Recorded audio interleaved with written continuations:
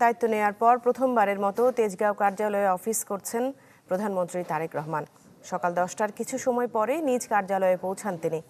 কার্যালয়ের মুখ্য সচিব ABM আব্দুস সাত্তার এবং অতিরিক্ত প্রেস সচিব আতিকুর রহমান রুমন প্রধানমন্ত্রীকে স্বাগত জানান। মূল ভবনে প্রবেশের আগে সাবেক প্রধানমন্ত্রী বেগম খালেদা জিয়া সরকারের সময়ে দায়িত্ব পালনকারী কর্মকর্তা কর্মচারীদের সাথে কুশলাদি বিনিময় করেন তারেক রহমান। পুরনো অনেক কর্মকর্তা ও কর্মচারীর সাথে কথা বলেছেন তিনি। কার্যালয় চত্বরে রোপণ করেন একটি স্বর্ণচাপা ফুলের চারা।